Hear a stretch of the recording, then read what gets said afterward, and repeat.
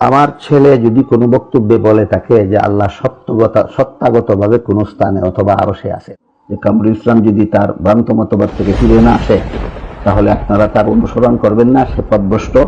আপনারা কেউ আমার ছেলে মনে করে যদি পথভ্রষ্ট হওয়া সত্ত্বেও তার অনুসরণ করেন, আপনারাও পথভ্রষ্ট হবেন। এই জন্য আপনারা দায়ী থাকবেন, যে পথভ্রষ্ট করবে সে। আল্লাহ কোথায় এই আকীদার ব্যাপারে যদি আপনাদেরকে জিজ্ঞেস করি, শুধু আবু হানিফা নয়, 4 ইমামের মুত্তাফাক আকীদা আল্লাহ সত্তাগতভাবে আরশে। সত্তাগতভাবে কোথায়? আরশে। 4 ইমামের সবার মুত্তাফাক রায়, সমন্বিত রায় এটা। ইমাম মালিকের তো প্রসিদ্ধ কওল, আল ইস্তিওয়া মা'লুমুন ওয়াল কাইফু মাজহুলুন ওয়াস সুআলু আনহু বিদআহ। আল্লাহ যে আরশে বিদ্যমান রয়েছেন সত্তাগতভাবে, এটা একদম জানাশোনা কথা, এটার উপর আমাদের ঈমান। কাইফিয়ত, কিভাবে আল্লাহ বসেছেন না শুয়েছেন না দাঁড়াইছেন, এই কথা জিজ্ঞেস করা গোমরাহি। কে বলেছেন? ইমাম মালিক। আবু হানিফার ফাতাওয়া তো আরো কঠিন। মাইয়াকুল আইনাল্লাহু লা আ'লাম ফাকাদ কাফার। আবু হানিফার ফাতাওয়ার সার অংশ কথা। আবু হানিফা বলেন, যে ব্যক্তি বলবে আল্লাহ কোথায় আমি জানি না, হে কুফরি করছে। কেন? আল্লাহ নিজে বলছেন আল্লাহ আরশে। তাহলে আইন আল্লাহ এর মাসালায় আল্লাহ কোথায়, এর মাসালায় সালাফদের আকীদা, আবু হানিফার আকীদা, সাহাবায়ে কেরামের আকীদা, রাসূলের আকীদা, কোরআন সুন্নাত খায়রুল কুরআনের সবার আকীদা তো এক ছিল। কোনো বক্তব্যে বলে থাকে যে আল্লাহ সত্তাগতভাবে কোনো স্থানে অথবা আরশে আছেন, তাহলে আমার আশঙ্কা হয় সে বর্তমান সময়ের চরম ফিতনাওয়াজ লামাযাবিদের খপ্পরে পড়ে বলে। কিন্তু নিজের ভিন্নমতটাকে টিকানোর জন্য যারা সালাফের আকীদাকে ধরে রেখেছে, তাদেরকে এসে আহলে হাদিস বলে ছুরি মারতেছেন। কোন ইসলামের শিক্ষা নিয়ে করতেছেন? আপনার মতো আরো বিভিন্ন জনের মুখে শুনে আমি তাকে সতর্ক করেছি যে এটা আহলে সুন্নাত ওয়াল জামাতের মতবাদ নয়, এটা মুশাব্বিহা মুজাসসিমাদের ভ্রান্ত মতবাদ। কাজেই তুমি যদি না বুঝে এই বক্তব্য দিয়ে থাকো, তাহলে এই বক্তব্য প্রত্যাহার করে তওবা করে আহলে সুন্নাত ওয়াল জামাতের মতবাদে ফিরে আসো। আপনাদেরকে অনুরোধ করে বলবো, তাকে এই কথা বলুন যে তোমার এই বক্তব্য আহলে সুন্নাত ওয়াল জামাতের পক্ষে নয়, এটা মুজাসসিমাদের মুশাব্বিহাদের ভ্রান্ত মতবাদের পক্ষে।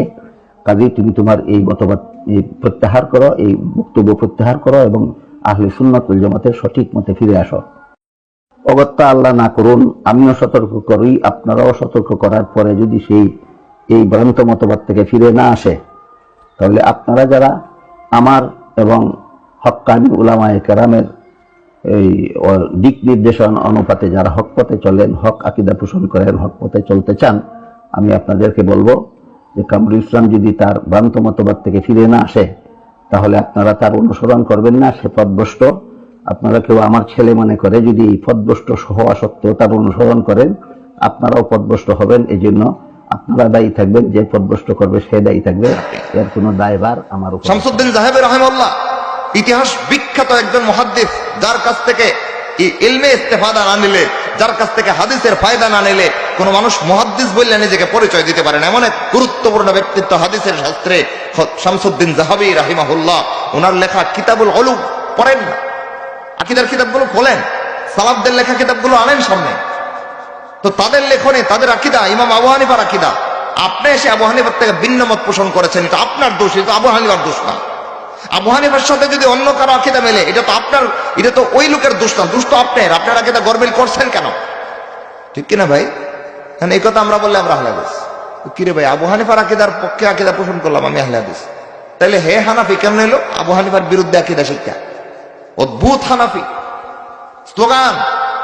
যেরকম ভাবে আমাদের সমাজে এমন বেদাল্লা একদল সুন্নাত পালনকারী আছে, সব সময় আহলে সুন্নাত ওয়াল জামাত শিরোনাম ব্যবহার করে দলের প্রত্যেকটা কার্যক্রমে বেদাতের প্রচলন করে, এইরকম বেদাল্লা একদল হানাফি বের হয়েছে, নামে হানাফি, কাজে কর্মে আবু হানিফার কিচ্ছু নাই। ওই লোকগুলোর সামনে যখন আবু হানিফার মাসলাক মানহাজ পেশ করা হয়, তখন সহ্য হয় না, প্রতিবাদ করার আর কোনো দলিল খুঁজে পায় না, পেছন থেকে জোরে দেয় আহলে হাদিস, আহলে হাদিস। আছে না নাই কিছু লোক, ওই লোকগুলো এসে আমাদেরকে শিল মারে, আহলে হাদিস হয়ে গেছে।